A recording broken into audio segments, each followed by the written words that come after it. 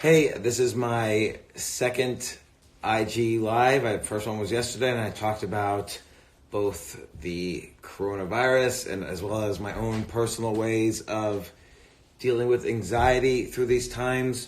Remember, I feel like we've gone through at least two other times in the past 20 years where people were saying it's the end of the world. First one was 9/11, and of course, it wasn't the end of the world. And then, of course, during the financial crisis of 2008, 2009, it felt to me almost like the end of the world because it felt like all the banks were going out of business. It felt like our ATM machines were going to have no money in them and nobody was going to have jobs and there would just be chaos worldwide. And that maybe almost did happen. It sort of feels like that now. It sort of feels panicky like that, but it's not. And I think the most important thing to realize about what's happening is that, yes, this is horrible and people are dying and many more people will die before this is over. But the one thing that we as a society have control over, and this is the important data to keep track of, is when do the number of cases start to flatten out? So right now in the US, every few days, the number of cases of people infected with the virus is doubling. So that's an exponential increase. That's why we care so much about it, because it's exponential instead of linear.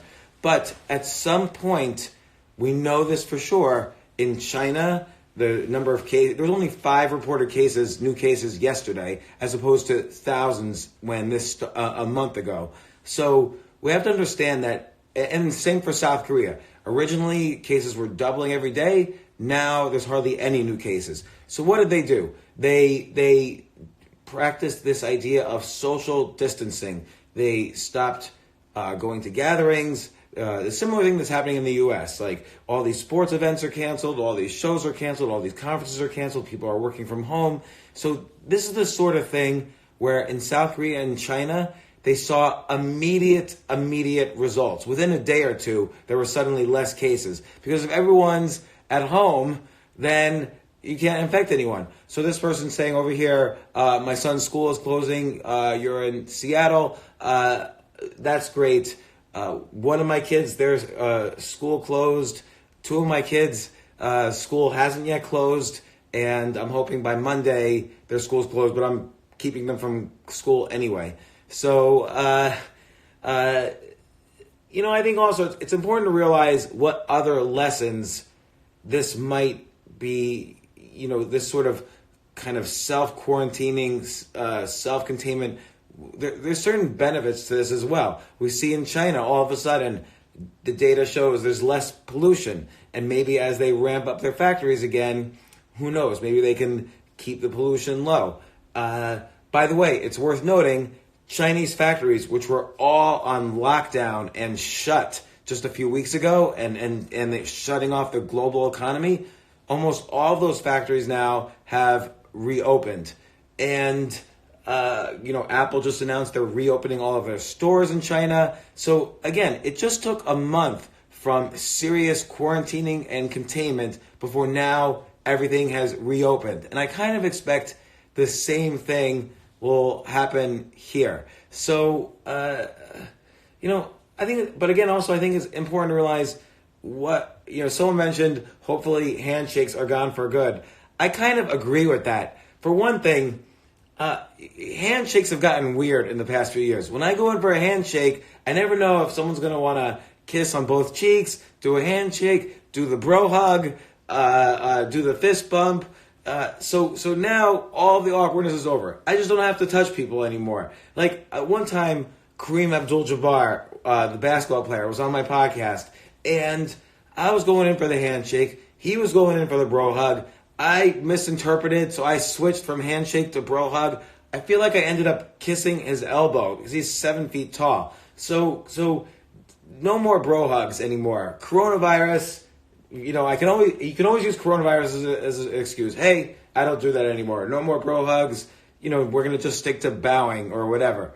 So, another thing I think is kind of interesting that's happening right now, all the schools are closing, and even more interesting, all colleges are closing. So all these colleges that cost $60,000 a year, and they're like, oh, we have such a great college. The campus is beautiful. It's good to have live interaction with our smart genius professors.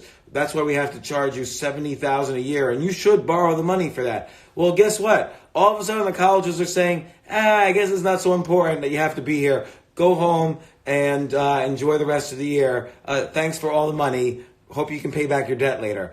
Maybe this will start to wake people up to see that there are better options than going physically to a college where the textbooks are out of date, the professors are often out of date or behind the times. There's courses online, and there's online schools like Coursera, Khan Academy, LinkedIn Learning, Teachable, Highbrow. There's all these good online schools where you can learn better information and more up-to-date information than colleges, and they're almost free compared with colleges. Maybe we'll, as a society, start to realize other problems. We've been so focused on our own personal day-to-day lives and troubles, like, oh my God, I need a high GPA, or I need this job or that job in order to get to here. Maybe this forces us to take a step back and realize what's really important to us. And maybe we say, look, I don't need to go $70,000 a year in debt, the highest level of tuition ever. I mean, colleges have raised tuition faster than inflation for over 45 years in a row. No other industry is like that. That's insane.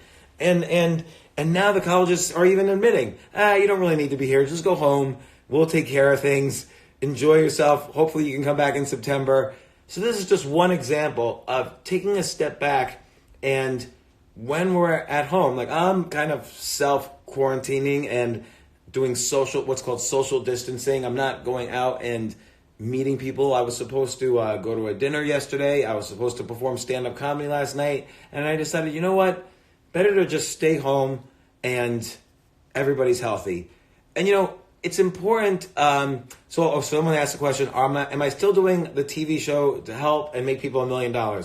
So I was pitching a TV show and it got acquired by a major network. The idea of the show was called I Will Make You a Millionaire. I was going to pick 6 random people from around the country, and if they followed my advice exactly, within 6 months to a year, they would either have $1 million in the bank, or they would be worth $1 million, or they would be on the path to making $1 million. And a major network picked it up. And as these things happen, the director of reality programming at this network was fired. So all of his projects were canceled. And so now my agent and the production company want me to pitch it again. But it's a lot of work, so I don't want to pitch it. So I came up with another idea, and I have meetings in LA to pitch this new idea at the end of April, early May. But I don't know, maybe coronavirus, I'll pitch it from Skype. So we'll see. I'm starting to reevaluate all the times I travel, and almost nothing ever happens when you travel for business. So I'm starting to realize, I could just stay at home and be more productive So by the way, the show I Will Make You a Millionaire, I am probably going to do some online version of it instead, which I think would be fun. But I've had 7 different times when I've come really close to having a TV show, all the way back since 1997, and all the time something happens in the end. Everybody gets excited, and then something happens at the end, and there's no TV show. The great thing about right now is I can do whatever show I want, and I could put it on Instagram, I could put it on YouTube, I could even upload it to Amazon, and no one would know that I produced it instead of a major production company. So there's all these opportunities to do the things you've always wanted to do. This virus doesn't stop us from that. In fact, we're home now, and we have excuses to be more productive. I'm going to spend most of this afternoon just working on creative projects that I've been putting off because I've had to travel so much. I've had meetings, I've had appointments. Now I can say, oh no, I can't go to anything, coronavirus, and go forward. Now, am I worried about the pandemic and the number it's totally like choosing yourself. When you make a show like this is like a mini TV show. I'm choosing myself to have a TV show. I could self-publish a book. I could start a business. Today, my idea list was 10 ideas for businesses I could start. So every time you have moments like this where you're forced to be productive, you might as well make the most of it. Be creative. Be creative will reduce the anxiety that we're all feeling. You can tell the world's anxious because the stock market goes up and down so much. So the whole world's anxious. One second. The whole world's anxious, and it's important to take that anxiety, reduce it, and turn this energy into creative productivity. Not only that, it's a circle. Being creative helps you be less anxious. It helps you forget about your own personal needs and your fears. Most decisions I've ever made when I've been panicking have been bad decisions. I shouldn't say most. I should say 100%. So the key is, first, always reduce anxiety, reduce panic. I do have a hazmat suit. I just bought a new one, actually. Trying out different hazmat suits. One second. Haven't fully opened it yet, but it's a sturdier material than my last hazmat suit, and I plan to have some fun with it. And it's got goggles and a good surgical mask as well. But yes, someone says deep breaths reduce anxiety. That's sort of true, but it's not like you're gonna do deep breathing all day long.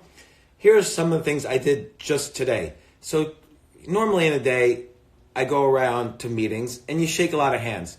So now I figure I shake 30 or 40 hands a day. So instead of shaking 30 hands, I'm calling 30 or 40 people. For every hand I would normally shake, I'm going to call someone and ask how they're doing and ask how they're feeling and have a conversation. Everybody's kind of feeling lonely in their houses and doing this self-quarantining. Plus, with their panic, they feel even more lonely. They feel they're alone in their panic. So again, I encourage everybody, one simple technique. Think of all the hands you would have shook today and instead call someone you care about, ask how they're doing, tell them how you're doing, have a conversation, make them feel less alone. That will reduce their anxiety and it will reduce your anxiety. So being creative and reaching out to people. Again, every handshake you would have made, make one phone call to someone you love. So, again, in terms of the pandemic, there's not really huge updates now from day to day. I know Trump is going to make some sort of announcement at 3 p.m., whatever, I don't even care. The important thing is, if we take these actions that we're taking now of canceling events, doing social distancing, we've seen in China and in South Korea, there were immediate results. Within 2 days, there started to be fewer cases than before. The same thing is going to happen in the United States. I would guess within 3 to 5 weeks, this will no longer be a national emergency. Or if it is, it's just as a precaution, but it won't be as desperate. Don't forget, most of the cases occurred in China, and already China is reopening all of their factories. The economy will start ticking again. Apple, which is an American company, paranoid like all other American companies, they've even reopened their stores in China. So the important thing is to realize this is going to end. And when it ends, yes, there will be more deaths. It will be horrible, but society will move on. And the economy, for better or for worse, has had so much stimulus put into it in the past couple of days. And I don't always agree with just throwing money at the economy, but they did it.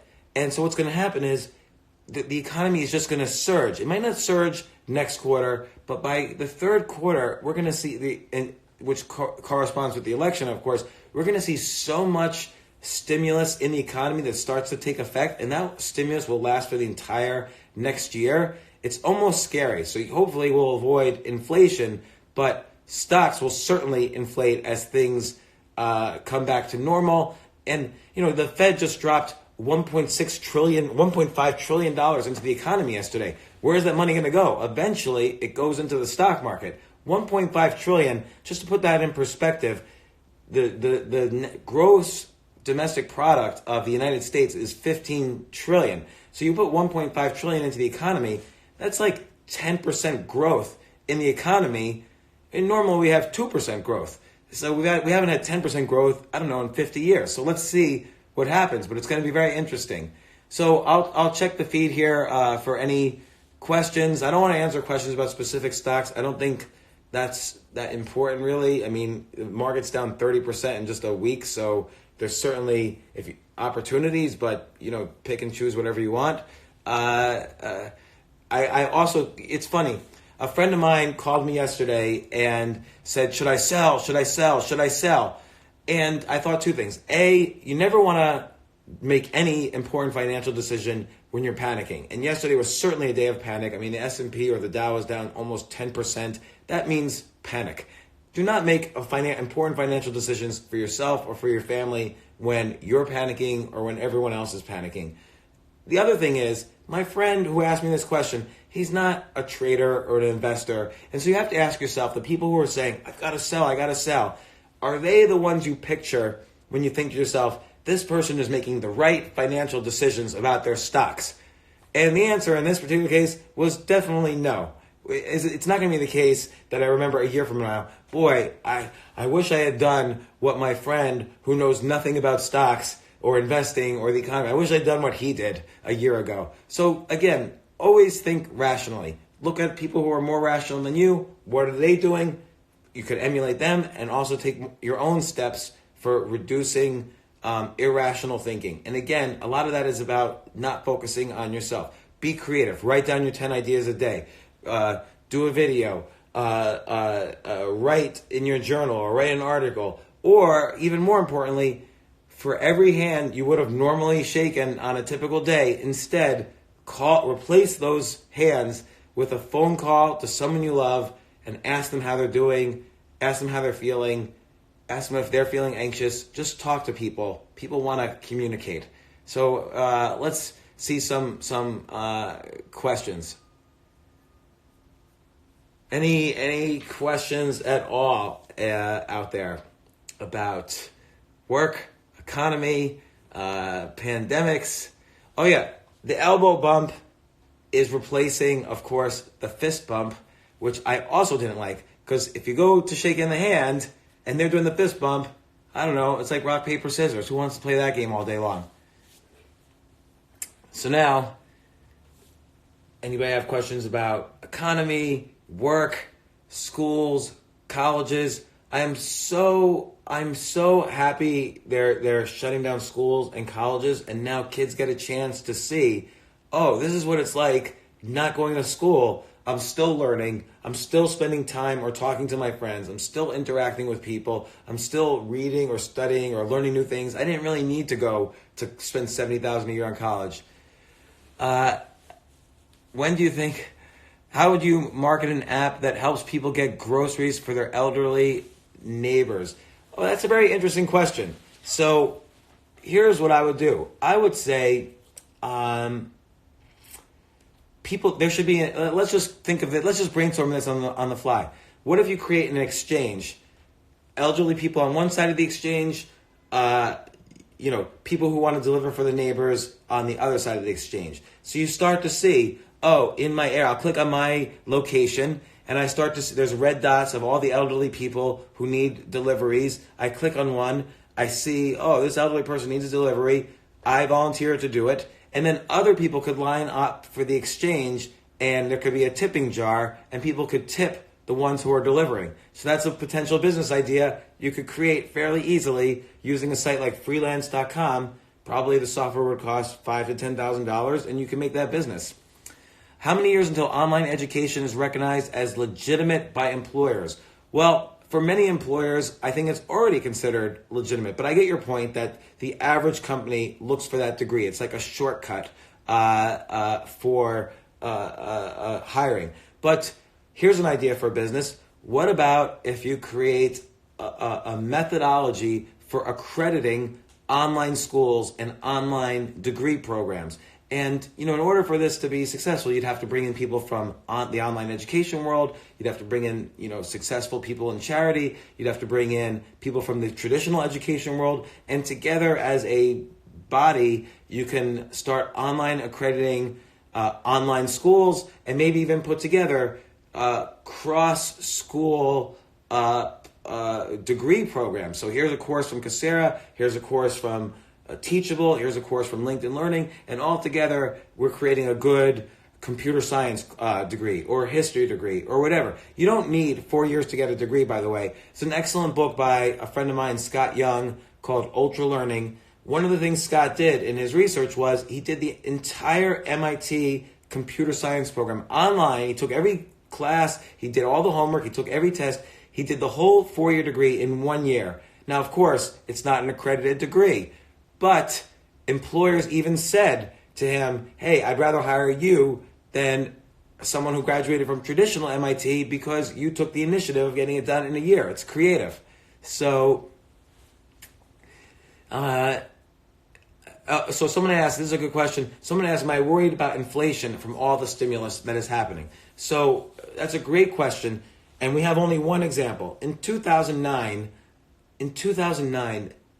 there was so much stimulus.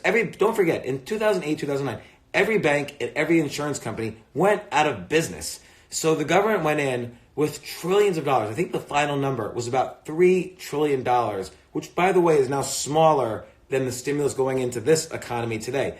But altogether, by 2009, $3 trillion had been put in the economy. There was no inflation after that. In fact, inflation went lower.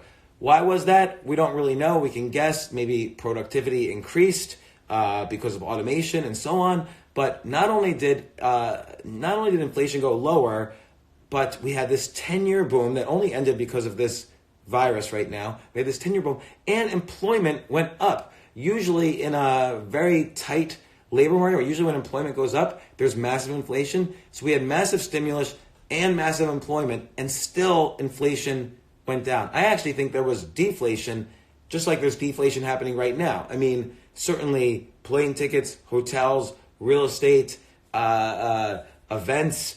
There's going to be a lot of deflation for the next, electronics. There's going to be a lot of deflation for the next 3 to 6 months.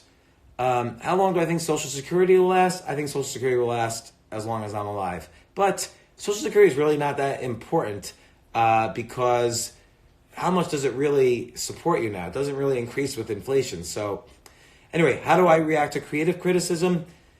Nobody likes to be criticized creatively, but here's the thing. If you listen too much to your audience, you become the audience instead of the creative person. So your goal as a creative person is to do things that surprise and entertain and inform the audience. If you listen to the audience too much, you're not going to be able to do that. So you have to listen to the audience sometimes, constructive criticism that you can determine is good, but most of the time you don't want to argue with spectators or what I call civilians. You want to be the choose yourself person, not the spectator who watches the choose yourself people. So you don't want to listen to creative criticism too much. You definitely don't want to be insulted by it because that's destructive criticism. But it's hard to avoid having your feelings hurt. If your feelings are hurt, acknowledge that and move on. Do I think inflation is still high? No, I think there's actually deflation right now. Think about it. Technology keeps getting better and better, and computer prices actually get somewhat cheaper or stay the same. So I think there's going to be deflation and innovations in car technology and batteries. Ultimately, the price of an electric car will go down to almost nothing. 3D printing is going to make the price of real estate and building a home much cheaper. 3D printing might even make organ donations and organ transplants much cheaper, or antibiotics cheaper. I personally think if we got rid of the FDA or replace it with something a little simpler, you'd have massive deflation in healthcare costs. And then now, finally, the fact that every kid is being sent home from college, maybe finally we'll have deflation of tuitions. The two most expensive items that keep inflating are healthcare costs and college, and then there's real estate. I think all of these things have been deflating over the past few years. Work on multiple books, business ideas once, or pick up one? Very great question. I think you should. I am not a believer in focus, at least in the beginning of an idea. You always need to work on multiple projects or businesses at the same time. So I'm probably working on a dozen different projects at the same time. But don't call them working on multiple businesses. Call them working on multiple experiments. So figure out ways to have an idea and translate that idea into an experiment where you have to invest very little time and very little money, but you have enormous, enormous upside. So for instance, one of my experiments is I'm making a game that's based on another very popular game. And I came up with all the ideas for the game and part of the design and some of the ideas for the game and and I'm ready to print up the first version of the game, but it took me almost just a few hours of time to print up a version. Will take me not a tiny bit of money, about $100, and then I'll do a Kickstarter to see if there's actual interest in this game. So that'll take me like an hour to set up. So again, try to work on as many experiments as possible, where each experiment has enormous upside and very little downside in terms of time invested or money invested. And I have a ton of experiments going on at any given point. Do I think Trump is going to get reelected? That's a great question. So if you go to a site like predicted.org, you can actually bet on whether Trump is going to be reelected or not. And it's interesting because Trump's you can trade it like shares in a stock market. So the question, will Trump get reelected, went from something like 45 cents to 26 cents in the past week. So there's two questions really. Will Trump get reelected? Or if you're using this predicted.org to make a bet, you actually have to ask, is it true that there should be 3-1 odds against Trump being reelected? So I think it's probably an interesting bet to bet on, will Trump be reelected, particularly at 26 cents, and you win $1 for every dollar you bet, and you only have to invest 26 cents for every share you buy. But the actual question you're asking is, will he get reelected? And the answer is, if coronavirus flattens out within the next 3 to 5 weeks, and the stimulus starts to kick in, which it will start to kick in right around September, October. It usually there's about a 6-month lag. Then people tend to vote their pockets. They'll have forgotten about coronavirus. And my guess is Trump will probably be reelected versus a candidate like Biden. Now, if coronavirus lasts another 2 months, which is enough to basically destroy the economy as we know it, then Trump won't get reelected, but I kind of don't think that's going to happen. So again, I'm not for or against anybody. I'm just making a rational analysis of what I think will happen in this election. So in terms of the stock market, by the way, a lot of people are asking, what stock should I buy? The entire stock market is down 30%. So if the economy overall survives this, then everything that was a buy 2 weeks ago is even more of a buy now. So check out don't even ask me what to invest in. See what people like Warren Buffett are investing in. See, there's a billionaire, Sam Zell, who sold all of his real estate, billions of dollars worth of real estate in 2006. He's a genius investor. He went on CNBC last Friday and said he was buying oil stocks. Now, oil went down huge on Monday, so he's down on his investment. Does he care? No. You can't catch a bottom. You can't catch a top. It's foolish to try. Just see what these other billionaire investors are doing and try to emulate them. So a new book that I'm writing my first, I've done a bunch of books since 2013, but this is the first really huge book I'm working on since the book Choose Yourself came out. And it's called Skip the Line. And it's how at any age, no matter what you're going through, you can figure out what your passion is, what your interests are. You could switch careers and you could be in the top of that career relatively quickly. And it's called Skip the Line because everyone will tell you, you can't do this. You can't skip the line. You've got to pay your dues. Everyone says that. Whenever I've switched interests or careers, everyone says, you can't do that. You didn't do this. You've got to do this first. But I always have managed to skip the line. So I've interviewed tons of people in different industries who have also skipped the line and went from worst to first very quickly. And it's those techniques that I'm going to show in this book. So this book is going to be called Skip the Line. It's coming out February of 2021. I'm taking this book really seriously. It's taking me time to write it. And I'm very proud of what I've done so far. It'll come out in February 2021, unless we all still have coronavirus, in which case I'll try to delay it. But again, if you look at China, you look at South Korea, as soon as they started social distancing, which is what we're doing right now, their cases started to decline almost immediately. Who's my biggest influencer, someone who inspires me? Quite a few. I mean, I've interviewed 550 people for my podcast, and they've all, to some extent, inspired me. Like, you don't want to have just one person that inspires you. In every situation I'm in, I usually think, who's really good at this situation? Who should I emulate? Like, let's say I was interested in investing. I would think to myself, what would Warren Buffett do? How would he think about this? How would he even move his body and think? And what would he be reading? And so on. You always want to emulate the people who you admire and who are smarter than you and better than you in every different field. Nobody's an expert in everything. Like, I love how when Iran happened, suddenly on my Facebook feed, everyone was like a military general all of a sudden. All these friends of mine from high school, I didn't realize they were all military generals now. They're all experts on Iran. And now with coronavirus, I go on Twitter or Facebook, and everyone's talking about all these complicated molecules and cures and data and calculus and chemistry. You were my fourth grade gym teacher. How are you suddenly now the best immunologist in the world? Like, sometimes we need to relax and not look at the news and social media for a while. Is coronavirus a black swan? So by that you mean a once in a 1 in a million event that surprised us? Yeah, I guess it is. But black swan is a phrase used by Nassim Taleb. There's a great book he wrote called The Black Swan. He also wrote a great book called Anti-Fragile.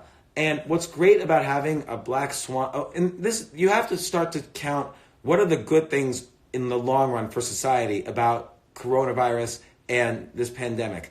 One is we realized our economy was fragile and not anti-fragile. So you can either be fragile, where your whole system breaks if there's pressure on it, or you can be resilient, where it doesn't break, but it just sort of stays the same, or you can be anti-fragile, where if something bad happens, you actually become better for it. And I think what's going to happen is our society will become anti-fragile. We were fragile, and we will become anti-fragile. For instance, companies like Apple, or even small companies that just make, I don't know, dresses or whatever, they won't rely on just China for all of their manufacturing. They'll start to spread it around. Maybe they'll even bring manufacturing back to the U.S. So this is going to make our society and economy and jobs and people's livelihoods and careers more anti-fragile, whereas previously they were more fragile than I even had thought. That was the scary thing, is how fragile the economy was to this coronavirus. And now with all the stimulus, it'll give us an opportunity to sort of build up anti-fragility, I hope. You know, or someone puts out Mexico, yeah, manufacturing might go to Mexico. The problem now is I didn't even realize, like everyone says, oh, we'll just move it to India. No, even the manufacturing we do in India, India sends it to China for the final quality control, which is crazy, but that's going to start to change. And by the way, another thing that's going to happen as a result is that whole China trade war that everyone was worrying about, that's over. China now is begging us to trade with them. So that, yeah, someone says, sounds like my voice is going. It's true. I did 6 stand-up comedy shows in Cincinnati. I did 5 other stand-up comedy shows in the Netherlands, and I did a bunch of comedy shows in California, and then here in New York, and then I did 20 podcasts. And so sometime in Cincinnati, part of my comedy act is I have this mock outrage where I'm yelling, and my voice has got shot, but it's totally I just got back from doing 5 shows all over the place, so my voice is shot. And yeah, the China trade war, over. We're never even going to hear about that again. Iran, by the way, over. We're never going to hear about that again. It's amazing how much you got to be careful about the news, because news things will spike and then suddenly it's the end of the world. January 3rd, my kids were waking me up. Daddy, am I going to be drafted into the military? Am I going to be drafted? And I said, yeah, you should be drafted. You're going to Syria, Yemen, Israel, Iran, Iraq. And of course, nothing happened. Iran's not even in the news. We were about to have World War III. It was the only thing in the news. Now it's not in the news. Then the impeachment. It's the only thing in the news. Now it's not in the news. What happened? Now, coronavirus. It's the only thing in the news. National emergency. Give it 2 months, I bet you, or 3 months maybe, you won't even see it in the news. When am I doing stand-up in Los Angeles? Well, you know, coronavirus. I might not travel to Los Angeles, but I'm scheduled to pitch TV shows to a bunch of networks in late April, early May. Hopefully, I'll go up and do some comedy while I'm there. Venezuela in the house. How are things going in Venezuela? Yeah, someone says 2020 has been a weird year. You know, this has been the most screwed up decade of my life, and we're only 2.5 months into it. January 1st, I slept all day. January 2nd, Australia was on fire. By the way, we don't hear about that anymore. What's happened in Australia? January 3rd, World War III started with Iran, but a week later, it was over somehow, and I don't even know how. Then the impeachment hearings, which, it's the end of the world. It's the third time in U.S. history that the Constitution was used like that. And then coronavirus. And I admit, this is a horrible, horrible disaster and tragedy. Everybody in my family is self-quarantining or containing and social distancing, not only for our health, but for the health of other people, which I think everybody should do. Don't forget, by the way, another disaster. Kobe was in the news, the only thing in the news for many days. And this person says, wake me up when it's 2021. I don't know, maybe wake me up when it's 2030. But, I forgot what I was going to say. But is coronavirus propaganda by the government? The answer is no. But I really do not like how both sides are politicizing it.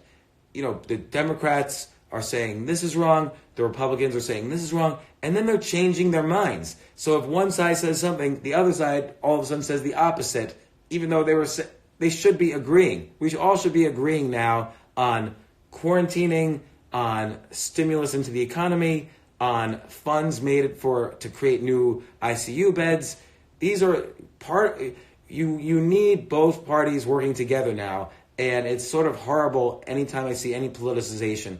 But it's also horrible how the news is using these events to make money. It's the only thing in the news now is coronavirus. And a lot of it is just false information. So, okay, so here's a question. Why won't Trump take the test? I don't know if he should or not. You do need the President of the United States to be active and involved. I think it's okay to not know whether he should take the test or not. Canada doesn't have a prime minister at the moment because Justin Trudeau has quarantined himself. So I don't know if that's a good or a bad thing. How do you help people who aren't used to thriving in chaos? That's a really good question. There are a lot of people so upset that are panicking now, that are feeling so much anxiety, they can't sleep. The important thing is to reach out and listen to them. And not argue with them, like, don't worry, but just speak calmly, listen to them, ask them, what is the worst case scenario? What would you do in a worst case scenario? And just try to ask them, what would it take for you to survive? Don't tell them they're wrong, but ask them, what would it take for you to survive a worst case scenario? What would have to happen for you to survive your worst case scenario? And then show them that, or ask them, how many times have you panicked about something where what you panicked about didn't actually occur? Because for me, it's 100% of the time. Whenever I've panicked and whenever I've worried about something really bad, it never actually happened. So I always remind myself of that. Someone mentioned on the positive side, pollution is being reduced, and I agree. It's kind of amazing that you can't. Coronavirus is horrible. It's a pandemic. It's still moving up exponentially, which is the real fear. But let's take a look at another exponential pandemic. In 1968, there was a pandemic. It was called Hong Kong flu. I don't know who was alive then. I was 0 years old. But in 1968, there was something called Hong Kong flu. Over 1.5 million to 3 million people died around the world from Hong Kong flu. And it was horrible. It was tragic. But the world moved on, and Hong Kong flu doesn't exist anymore. And it's worthwhile noting, the U.S. economy did not even go into a recession on Hong Kong flu. And how many people died in the U.S.? 70,000 people died that year in the U.S. from Hong Kong flu, a major pandemic. So understand the history. And again, we know history doesn't repeat itself, but it does rhyme. Understand the history of all these pandemics. Look at the 1957 Asian flu. Look at SARS. Look at MERS. Look at H1N1. Look at avian flu, swine flu, all these things. Now, coronavirus is arguably worse, but the data is still coming in. And we do know that if you do social distancing and containment, the number of cases start to slow down. Someone mentions Evan Carmichael. Love your channel too. Evan is a good friend. I highly recommend Evan Carmichael's YouTube videos on how different people find success and so on. True, there was no social media in 1957 and 1968. Social media has this way of fanning the flames of panic. Don't forget, when social media first started, it wasn't called social media. It was called social networking. Facebook was called the social network. It was a way for us to communicate with our friends, and with friends maybe from our childhood or friends from other jobs that we were no longer in touch with. It was a way for us to network and one-on-one communicate with people. But now it's become this broadcast medium where essentially spectators act like experts and start dictating the panic that other people experience. So let's get back to using social media as social networks. Stay in touch with people you love. Avoid people who are toxic, and avoid reading news or opinions, anything by the spectators. Don't listen to spectators. What's my next podcast episode going to be about? I don't know what's scheduled. I have a bunch in the can, but I just did a podcast yesterday about the guy who's a co-founder of predicted.org. I think these prediction markets where you can actually, this guy told me, so a prediction market is a website where you could bet on events. Like, so for instance, you could bet on the presidential election. You could bet on the odds of a recession. You could bet on how many cases of coronavirus there will be around the world. And you can actually make money if your bet works out.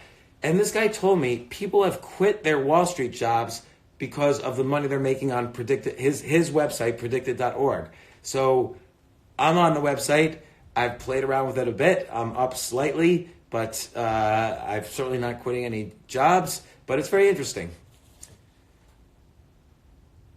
Wouldn't myself and Tinfoil Hat be considered spectators? Of course. I'm not an immunologist. When I say something about coronavirus, the only things I allow myself to say, and I should have said this in the beginning, are direct quotes from the top immunologists who I don't just read about, I have to actually talk to them. So I've had 3 immunologists on my podcast who are all experts on coronavirus. I only quote things that they've specifically told me. So on coronavirus, I'm a spectator. On Iran, I'm a spectator. So what I did was I brought on an expert onto my podcast. And so I asked all of my questions, and then I'm able to quote an expert.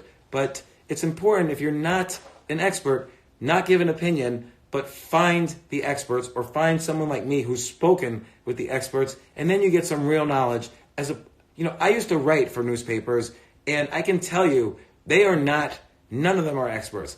Here's what a morning meeting at a newspaper looks like. They gather around a table, and the editor asks, okay, what is everybody afraid of today? I need 5 articles on that. That's how newspapers work.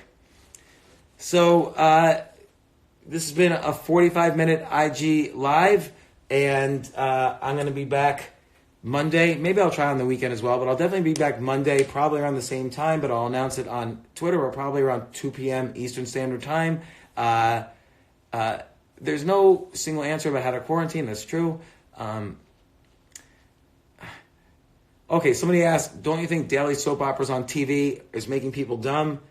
Maybe, but spend this time. One way to relieve anxiety is certainly spend some of this time that you're at home being creative. Creativity always helps with anxiety. And again, I will repeat this as a final thing.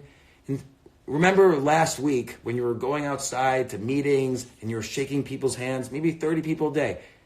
Instead of shaking 30 people's hands today, call 30 people who you love, who might be feeling anxious, who might be feeling lonely, who might be feeling scared, and ask them how they're doing. If you reach out to people and talk to people you love, it'll help their anxiety, it'll help your anxiety, it'll help the entire world deal with this, sad and very scary situation that's happening. So again, this is a 45-minute IG Live. I appreciate everybody who came on here and listened. I'm going to start doing these every day to address similar kinds of issues. And the next book is going to be out in February, but I'm already starting to produce articles that are related to these topics and podcasts that are related to these topics. And I'll even address some of these topics on IG Live. For instance, today, I thought of my 10 ideas list was 10 businesses I could start. Maybe on Monday I'll share some of those ideas because I'm not going to really do any of them. But thanks so much for coming, and I'll see you, if not this weekend, then on Monday around this same exact time.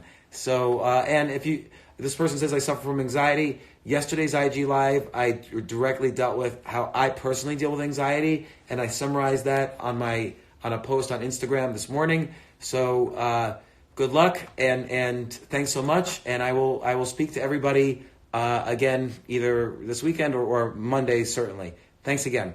And I'll have this IG Live on my story for the next day. Thanks.